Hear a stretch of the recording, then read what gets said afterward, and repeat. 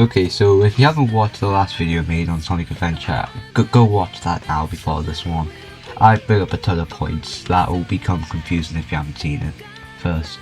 And for those who have watched it, hello everyone, it's Critical Input here, and this is the second part of my series where I review each story of the Sonic Adventure game. And in this video I'll be talking about the second story of the game, Tails' story.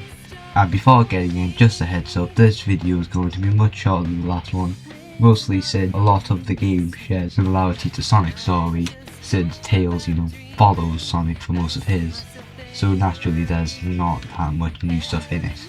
So, Tails' story begins with a cutscene of him flying his prototype plane in the sky before a problem happens and he crashes in Temple Ghost. Once Sonic saves him, Tails suggests they go to the ancient ruins.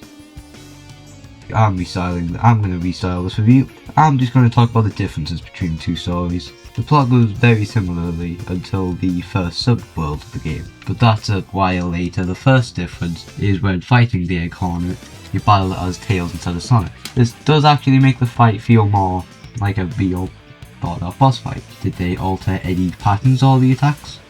No, you're just not using Sonic anymore.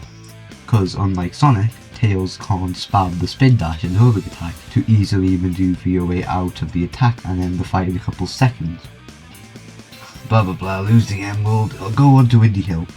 Tails' stage structure is based directly off Sonic's, if not borrowing the exact same level design, with you racing him to the end of the stage, and honestly I'm both heavily against and for this style, mainly since Tails' moveset is extremely powerful when matched with Sonic's level design. As with Sonic you have to platform, but as Tails you can just skip over it very easily. And I can see what Sonic Team was trying to do, but maybe they could have changed the design a bit more, or have Tails racing against another character that also has flying abilities so that it feels more fair, just saying. The next action stage is Casinopolis, and instead of being a race to get enough rings and the emerald, you're racing Sonic in the sewer section. No pinball section this time, which honestly kind of disappoints me since it would be very cool to have a race where you're just like, it's a race to get enough rings to get the emerald, since it makes more sense story wise, since that just means that there's two different emerald locations, one near the top and one in the sewers.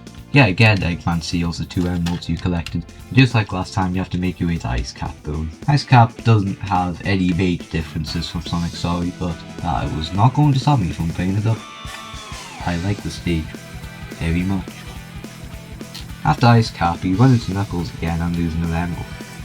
I'm gonna skip ahead until something new actually happens. Okay, so the first big difference is after the sub-stage. Sonic and Tails get separated, and Tails lands on the forest part of Mystic Ruins, and this is where the main part of the story begins, with him realising he can't rely on Sonic forever and needs to become strong on his own.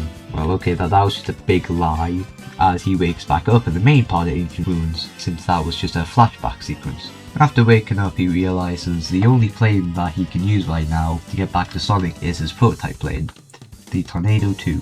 But there is a problem. It has no power source, because it needs a Chaos Emerald, and so with that goal in mind, you start searching the forest part of the Ancient Ruins. Okay, yet again I retract my statement. You actually find the emerald pretty quickly before a psychedelic fog snags it and runs off. This takes you into the second substage in Tails' story, a snowboard level, or in this case, it's a sandboard.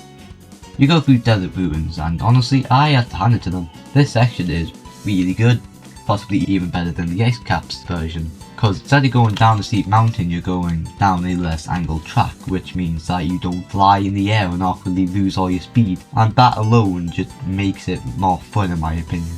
It's also more technically advanced when you think about it, since there's more to do, like these half-sunken rings that boost up your speed when you go through them. After seeing the light, you wake up in the ancient Echidna tribe, and in this section you can get your first upgrade in the story, the Rhythm Badge. For this badge, if you pressed the action button, you had a chance of doing a tailspin. With the upgrade, if you hold the action button, you always spin. You just have to get used to this ear-grating noise. After going back into the central temple, the cutscene where Tikal explains the 7 Chaos Emeralds, and before the scene changes back to the present, with Big the Cat chasing Tails trying to get Froggy. Realising that he now had the emerald that he needed, Tails heads back to his workshop and fires up the Tornado 2. As he makes his way back to Red Mountain to pick up Sonic and down the egg carrier. The next playable segment is the second plane chase from Sonic's story. No differences. Next. The next couple of sections are the exact same as Sonic's stories, up until you beat Gamma, as you drop back down to the station square where Eggman plans to blow up the entire city using missiles.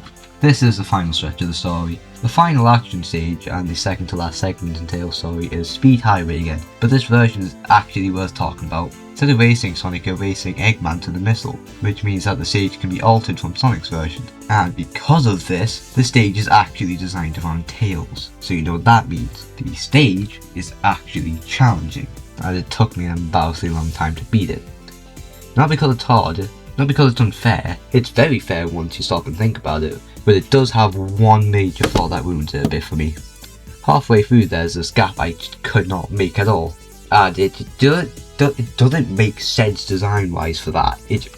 I'm meant to get another upgrade, aren't I? So earlier in the sewers next to Trinkle Park you can find the first intended upgrade, the Jet Anklet, which makes Tails fly faster.